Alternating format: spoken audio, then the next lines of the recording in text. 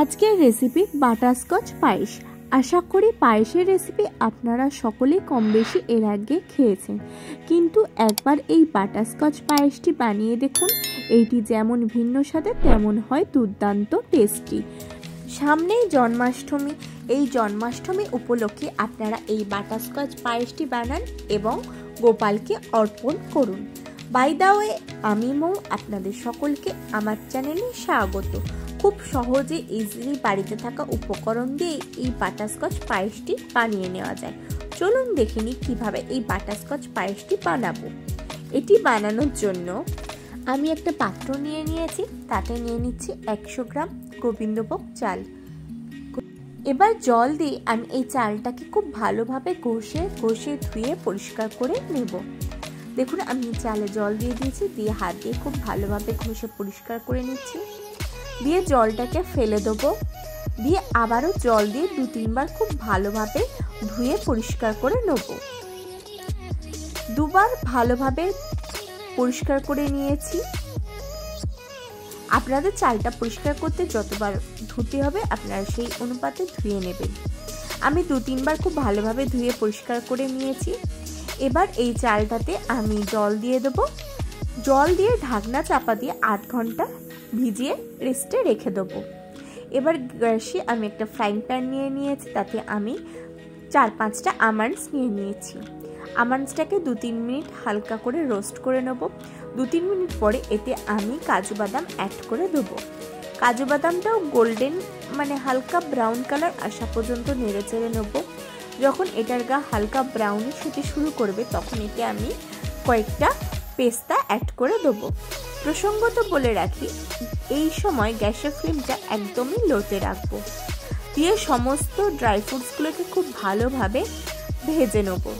গ্যাসের flame of করে দিয়েছি। এবার এটাকে একটা পাত্রে ঢেলে নেব, নিয়ে এটাকে ছোট ছোট করে টুকরো করে কেটে নেব বা মিক্সিতে গুঁড়ো করে নেব।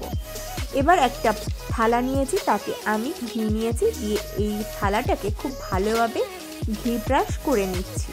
আপনারা যে কোনো প্লেট ব্যবহার করতে পারেন।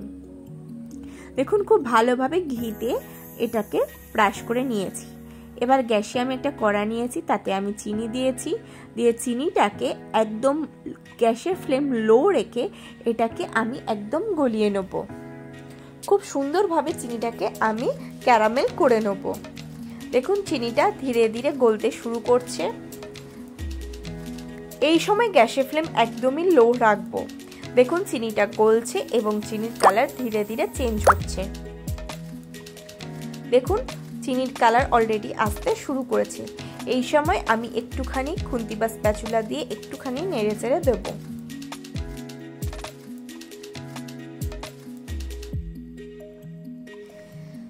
দেখুন, চিনিটা একদমই খুব ভালোভাবে সুন্দরভাবে গলে গিয়েছে।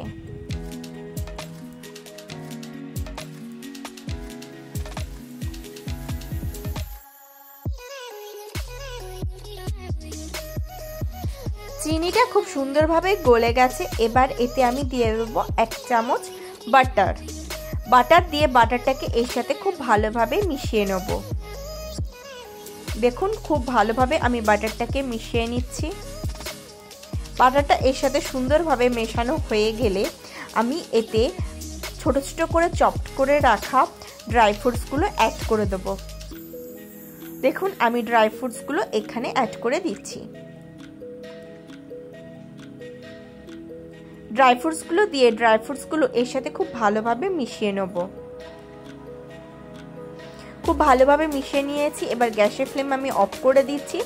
এবার ঘি মাখানো প্লেটে এটাকে ঢেলে দেবো, দিয়ে ঠান্ডা হতে দিয়ে দেবো। দিলেই তৈরি হয়ে যাবে আমাদের বাটারস্কচ। এটা ঠান্ডা হোক, চলুন ততক্ষণও পায়েসের বাকি প্রিপারেশনটা করে নিই। তার জন্য আমি গ্যাসে একটা কড়া নিয়ে নিয়েছি, তাতে সামান্য পরিমাণে জল দিয়ে দিয়েছি আর দিয়ে দিচ্ছি দুধ। আমি এখানে প্যাকেট মিল্ক ব্যবহার করেছি ও 1 লিটার দুধ ব্যবহার করেছি। আমি এই দুধে আলাদা করে কোনো জল ব্যবহার করব না, কিন্তু শুধু দুধ যদি আমি গ্যাসে দিতাম তাহলে দুধটা তলায় লেগে যেতে পারতো, তাই আমি সামান্য পরিমাণে জল দিয়ে নিয়েছি। দেখুন, আমি দুধটাকে খুব ভালোভাবে নিয়ে নিচ্ছি। দিয়ে এবার দুধটাকে কম আঁচে একদম ফুটিয়ে খুব ভালোভাবে আমি জাল দিয়ে নেব। প্রসঙ্গত বলে রাখি, এই সময় আমি খুন্তি বা স্প্যাচুলা কন্টিনিউয়াসলি নাড়াতে থাকবো। দুধে কোনো রকম সর বা মালাই ফেলতে দেওয়া যাবে না। কখনো গ্যাসের ফ্লেম হাই করে কখনো গ্যাসের ফ্লেম লো করে দুধটাকে খুব ভালোভাবে ফুটিয়ে আমি কমিয়ে নেব। 1 লিটার দুধটাকে ফুটিয়ে ফুটিয়ে আমি অলমোস্ট 750 ml মতন করে নেব। দেখুন আমি দুধটাকে কন্টিনিউয়াসলি নাড়াচ্ছি, দুধে কোনো রকম সর ফেলতে দিচ্ছি না। দুধটাকে এইভাবে ধীরে ধীরে নাড়াতে হবে। এমনকি দুধের সাইডে যে সরটাকে পড়ছে সেটাকেও আমি এইভাবে আস্তে করে ঘষে ঘষে পরিষ্কার করে দিচ্ছি। এইভাবে আমি দুধটাকে ফুটিয়ে পুরো 750 ml মতন করে নেব। আপনি যদি আমার চ্যানেলে নতুন হন তাহলে আমার চ্যানেলটি সাবস্ক্রাইব করার অনুরোধ রইল, আর পাশে থাকা বেল আইকনটি অবশ্যই প্রেস করে দেবেন, তাহলে আমি ভিডিও আপলোড করলে সবার আগে আপনারা তার নোটিফিকেশন পেয়ে যাবেন। আমার চ্যানেলে আরও অনেক নিত্য নতুন পায়েসের রেসিপি রয়েছে, আপনারা চাইলে সেই ভিডিওগুলোও দেখতে পারেন, তার লিঙ্কও আমি ডেসক্রিপশনে দিয়ে দেবো। দেখুন দুধটাকে আমি এইভাবে ফুটিয়ে ফুটিয়ে কমিয়ে নিয়েছি। এবার এতে আমি দিয়ে দেবো ভিজিয়ে রাখা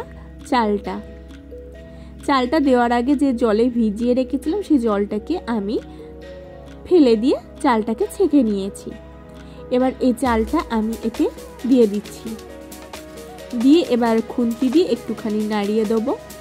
দিয়ে এবার চালটা এই দুধেই আমি পুরো সিদ্ধ করে নেব। প্রসঙ্গত বলে রাখি, চালটাকে আমি এমনভাবে সিদ্ধ করব যাতে সমস্ত চালটা গোটা গোটা থাকে এবং ভালোভাবে সিদ্ধ হয়ে যায়। দেখুন আমি খুব ভালোভাবে নেড়ে চেড়ে চালটাকে এইভাবে ফুটিয়ে ফুটিয়ে সিদ্ধ করে নেব। খুন্তি বা স্প্যাচুলা মাঝে মাঝে এইভাবে নেড়ে দেবো যাতে দুধে কোনো সর না পড়ে।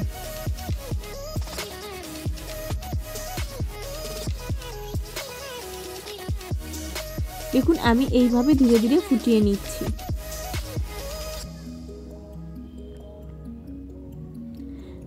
এইভাবে 5-10 মিনিট হয়ে গেছে।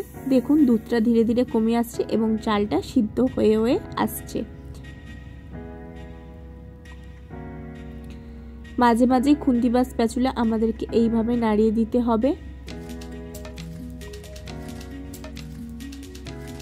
আপনারা বাড়িতে অবশ্যই একবার এই বাটারস্কচ পায়েসটি বানান। এটি যেমন দুর্দান্ত স্বাদের হয় তেমন হয়ও পুরো ভিন্ন।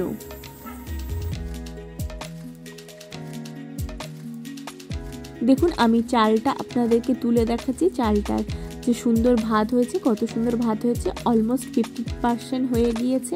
এটাকে আমি আরও কিছুক্ষণ এইভাবে দুধে ফুটিয়ে নেব। আপনারা এই জন্মাষ্টমীতে অবশ্যই একবার এই পায়েসটি বানান। এবার এতে আমি দিয়ে দেবো মিষ্টির জন্য আমি এখানে চিনির গুঁড়ো ব্যবহার করেছি। আমি এখানে প্রথমে 3 চামচ মতন চিনির গুঁড়ো দিয়েছি, দিয়ে সেটাকে এর সাথে মিশিয়ে নিয়েছি। বাদবাকি চিনিটা আমি পরে ব্যবহার করব। চিনি দিলে চিনিটা যখন এই গরম অবস্থায় ফোটানো হয় তখন এর কালারটা একটুখানি লালচে টাইপের এসে যায়, কিন্তু আমি পায়েসটাকে একদমই সাদা করব, তাই আমি এখানে সব চিনিটা মেশালাম না। আর চিনিটাকে অবশ্যই গুঁড়ো করে ব্যবহার করবেন। চিনিটাকে মিশিয়ে দিয়েছি। এবার গ্যাসের ফ্লেম অফ করে আমি এটাকে ঠান্ডা করে নেব। দেখুন এটাকে আমি ঠান্ডা করে নিয়েছি। এবার এতে আমি বাদবাকি চিনির গুঁড়োটা অ্যাড করে দেবো। আমি এখানে 100 গ্রাম চিনিকে গুঁড়ো করে নিয়েছি, সেই চিনির গুঁড়োটাই আমি ধীরে ধীরে এতে আমি অ্যাড করে নিলাম। চিনির গুঁড়ো আমি অ্যাড করে দিয়েছি। এবার এতে আমি দিয়ে দেবো এলাচ গুঁড়ো। আপনারা বাড়িতে যে এলাচ হয় সেই এলাচও ব্যবহার করতে পারেন বা সেই এলাচটাকে গুঁড়ো করে ব্যবহার করতে পারেন। এদিকে দেখুন যে বাটারস্কচটা তৈরি করেছিলাম সেটা খুব সুন্দরভাবে ভালোভাবে সেট হয়ে গিয়েছে। এবার এটাকে আমি হাত দিয়ে আস্তে করে ভেঙে নেব। এইভাবে কয়েকটা ছোট টুকরো মতন করে নেব বাটারস্কচটাকে ভেঙে। এবার আমি একটা চপিং বোর্ড নিচ্ছি, একটা টুকরো নিচ্ছি, নিয়ে এটাকে একদম ছোট ছোট করে চপড করে নিচ্ছি। দেখুন ঠিক এইভাবে ছোট ছোট করে চপড করে নিতে হবে।